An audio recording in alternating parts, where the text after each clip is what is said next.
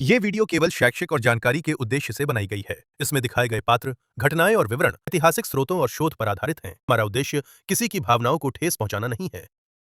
सोचिए, अगर दुनिया का सबसे ताकतवर राजा एक दिन अपने ही किए पर रो पड़े और तलवार छोड़कर शांति को अपना हथियार बना ले। यह कहानी है सम्राट अशोक की। मौर्य साम्राज्य, भारत का सबसे विशाल साम्राज्य। चंद्रगुप्त मौर्य के बाद सिंहासन पर बैठा उनका पुत्र बिंदुसार। लेकिन इस कहानी का असली किरदार अभी पर्दे के पीछे था। अशोक, एक ऐसा राजकुमार जिसे न लोग पसंद करते थे न ही दरबार, क्योंकि अशोक बाकी राजकुमारों जैसा नहीं था। अशोक बचपन से ही तेज, गुस्सैल और बेहद निडर था। जहां दूसरे राजकुमार राजमहल में रहते, अशोक को भेजा गया विद्रोह कुचलने। तक्षशिला, उज्जैन, हर जगह उसने बगावत को कुचला। उसकी बहादुरी लोगों के लिए डर बन गई। दरबार में कहा जाने लगा, अगर ये राजा बना तो दया नाम की चीज खत्म हो जाएगी। जब बिंदुसार की मृत्यु हुई तो मौर्य साम्राज्य दो हिस्सों में बंट गया। सिंहासन के लिए भाइयों में युद्ध। इतिहास कहता है, अशोक ने अपने कई भाइयों को मार डाला। खून से सना हुआ सिंहासन। और 268 ईसा पूर्व अशोक बना भारत का सम्राट। लेकिन यह जीत उसकी सबसे खतरनाक शुरुआत थी। अशोक की नजर पड़ी कलिंग पर, आज का ओडिशा, एक स्वतंत्र समृद्ध राज्य जो मौर्य साम्राज्य के बीचों बीच था। अशोक ने आदेश दिया, कलिंग पर चढ़ाई करो।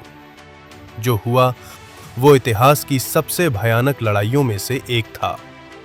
1 लाख से ज्यादा लोग मारे गए, 1.5 लाख बंदी बने, शहर जला दिए गए, नदियां खून से लाल हो गई। युद्ध के बाद अशोक खुद युद्ध भूमि में गया। चारों तरफ लाशें, रोते बच्चे, अपनी मां को खोजती औरतें। और उसी पल दुनिया का सबसे ताकतवर राजा टूट गया। अशोक ने कहा, मैंने क्या कर दिया? यह उसकी जिंदगी की सबसे बड़ी जीत थी और सबसे बड़ी हार भी। कलिंग के बाद अशोक बदला। उसने बौद्ध धर्म अपनाया, अहिंसा को अपना मार्ग बनाया। लेकिन ध्यान रहे, अशोक ने सत्ता नहीं छोड़ी, उसने सत्ता का मतलब बदला। अब युद्ध नहीं, धम्म विजय। अशोक ने पूरे भारत में पत्थर के स्तंभ खड़े कराए, उन पर खुदवाया धम्म के नियम, दया, सहिष्णुता, न्याय। आज भी अशोक स्तंभ भारत की पहचान है। हमारा राष्ट्रीय चिन्ह वो भी अशोक का ही है। अशोक ने बौद्ध धर्म को भारत से बाहर पहुंचाया। श्रीलंका, चीन, दक्षिण पूर्व एशिया। उसका बेटा महेंद्र और बेटी संघमित्रा धर्म के दूत बने। भारत पहली बार सॉफ्ट पावर बना। इतिहास कहता है, अशोक के आखिरी दिन सादगी में बीते।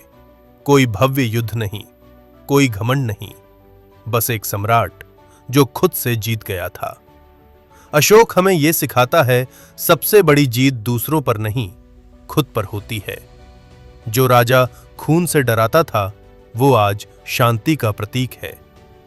अशोक मरा नहीं, वो भारत की आत्मा बन गया।